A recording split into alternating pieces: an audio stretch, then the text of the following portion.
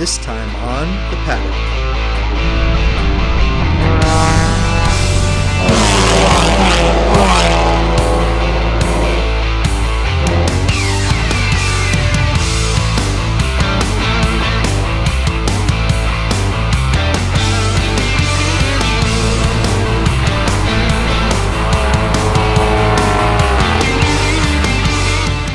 Good evening from Utah Motorsports Park. My name is Mike Roselli, and even though we've been here for just a short amount of time, we've had a super packed schedule. So yesterday, because we are in beautiful Utah, we had to go to the Bonneville Salt Flats, one of the most incredible, awesome, storied, historic places in the automotive world.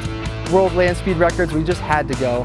And today we actually linked up with the guys from Hoonigan Racing. They were nice enough to give us a tour of their facility, and it was awesome to see what these guys have done in just a short amount of time, existing as Hoonigan Racing as you know it. Of course, Ken Block and the Gymkhanas and racing and all the stuff that they've done. It was just amazing to see their facility and how awesome and welcoming they are. Today was our first time at the track. It is gorgeous here. Absolutely incredible facility, amazing views. But our first time here, we did a track walk just to get familiar with the nuances of the track, the ins and outs of where everyone's supposed to go.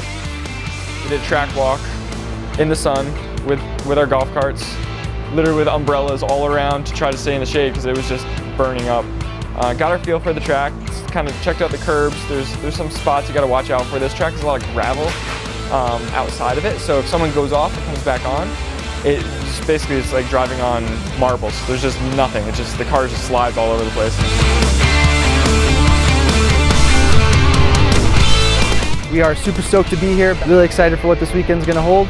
Wish us luck.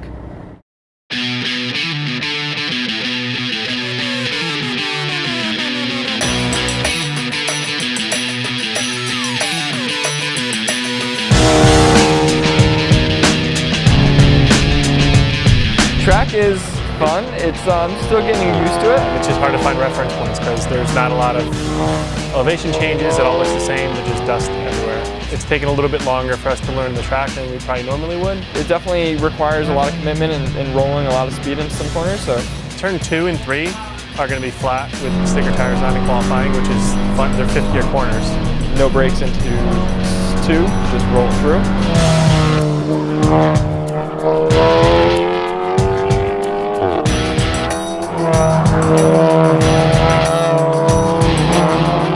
From that standpoint, it's really good. There's a lot of fast corners here. Use all the track and roll all the speed around. That's really basically the key here, without writing a car off, which is the tricky part. So yeah, Pierre Klein just drove my car. I think it proved the point. I mean, you had the guy who's won multiple championships with real time. The team were fighting against 5 championships. World Challenge went to Italy, talked to TCR, and got the allowance to put up to 90 kilograms in a car to balance it out. They said, okay, we're going to put 90 kilograms in both the Hyundai and the Honda. The Hyundai and Honda say, well, no, now the Volkswagen now is going to be faster because you've added 90 kilos to our car. So to prove them wrong, they put Pierre Klein in our Volkswagen, and he ran the same lap time as they did. So it just shows that, if anything, the needle's moving in the right direction, and they have nothing to complain about. Pierre said it, he's like, those cars are faster. He's like, those cars are a second, 2 seconds faster. So when I went out, I was really trying to just learn the track and work on the things I'd looked at the data before. So what was it like watching a porn star fuck your wife?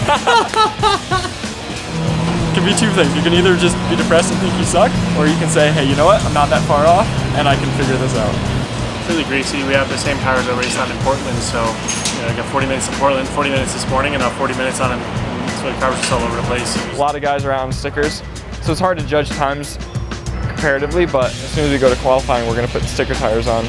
The biggest challenge in doing this, kind of a roll of the dice, it's not too bad. You just learn the track on these old tires. It's hard because what you don't want to do is you don't want to be chasing setup changes of tires that are really bad. So if I'm going to take something positive away from it, at least I know now what the car is going to feel like tomorrow at the second half of the race when it's going to be this hot. That's really the biggest downfall to not going directly to stickers is when we go to qualify, the car sometimes can behave a little differently than we expect it to because this is the first time on sticker tires at this track with this setup. I mean, honestly, none of this matters. You're getting trophies for practice, so we'll find out tomorrow morning in qualifying. You have to put in your laps there, and if somebody is sandbagging, we'll know that tomorrow.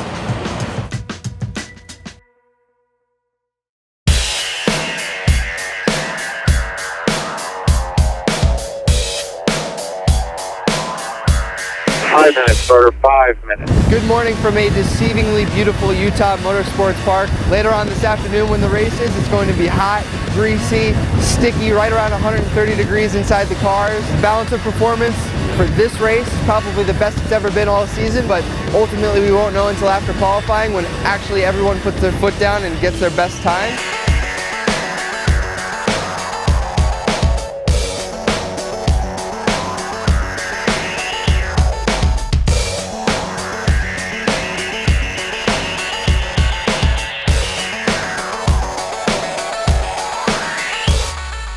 Qualifying went pretty well. Finished 6th, not bad considering where we are. My fastest rolling was a 2:0.010, which is pretty good. I mean, it is what it is. I think we still have a good showing. Be able to fight through the field tomorrow. Obviously, yesterday with the tires being gone completely, was able to see what the car feels like when it's sliding around like crazy. So the car feels great on new tires. We should do that more often. Yeah, should be a good race.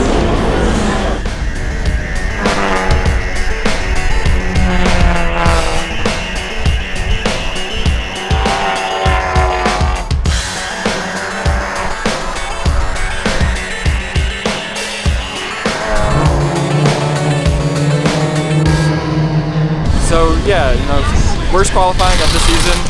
I went out, I got heat in the tires. I went on my first lap, should really be a 9/10 lap. I had a pretty good predictive. I started pushing maybe 10/10 speed.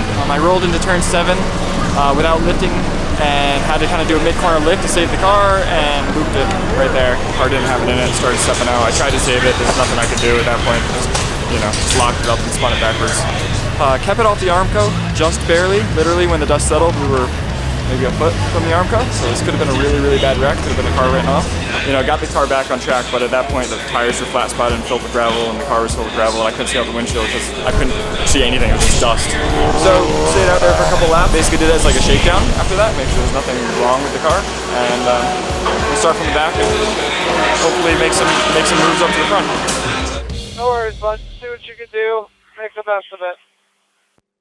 I'm going to feel the car out, make sure there's nothing wrong. I'll stay out here for a few more laps. We'll have to switch the tires for the race. Copy that.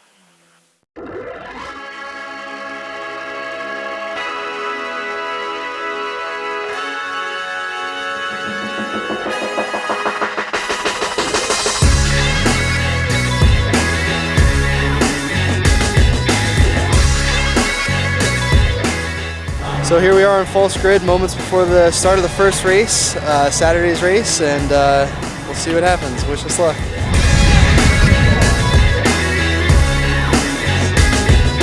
Started P6. Got a really good start. Mason Filippi was in front of me in the Honda this time, and he didn't get as good of a start.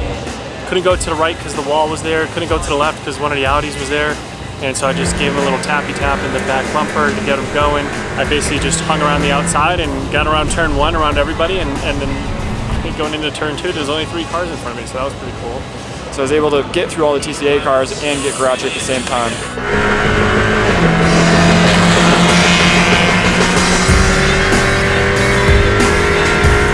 Next thing, I got up to Filippi in the Honda TCR. We went into, I think, turn 5, real high-speed kick. And I don't know if he knew I was on the inside of him, and he pushed me right over onto the curb, and I had to straddle the curb. We touched and bounced side to side a couple times, so that was a little bit of a moment. Thought I would be able to hold that for a little while. Fast Knot caught up to me a couple laps later. He got by me on the straight because he held me up a bit. Mason got by me again, so lost 2 positions there.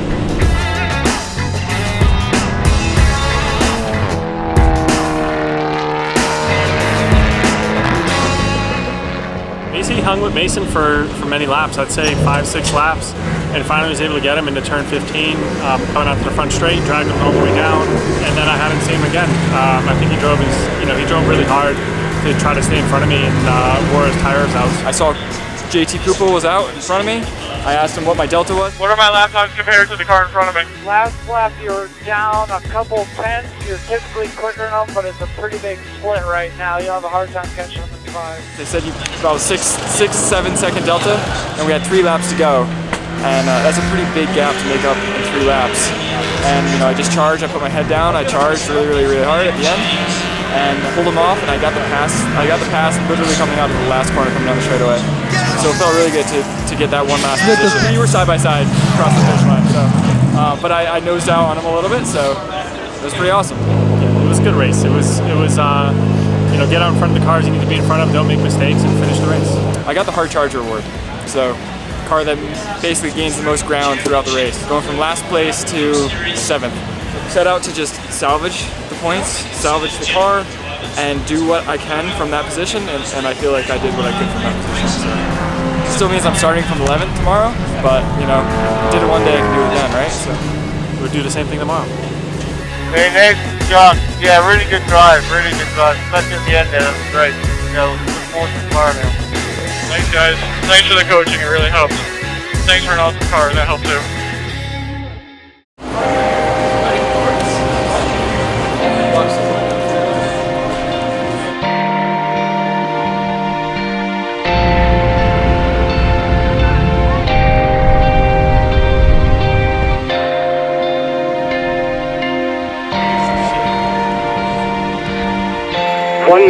One minute to command. Here we are on a false grid, moments before the start of the second race. This is Sunday. Nate starting 10th, Michael starting 7th. Standing start today. Wish us luck.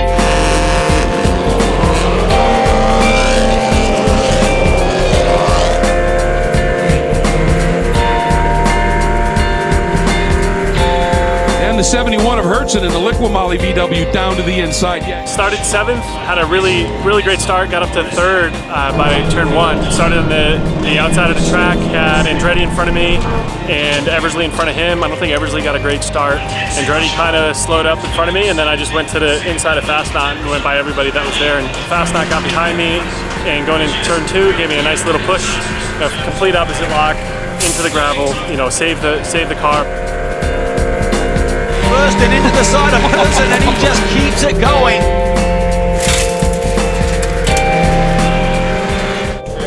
Got a good start, got a jump.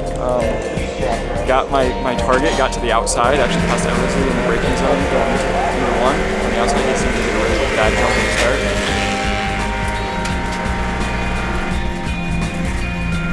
Went into 7, and he just jumped up on the curb a little too much and just started to pirouette right in front of me.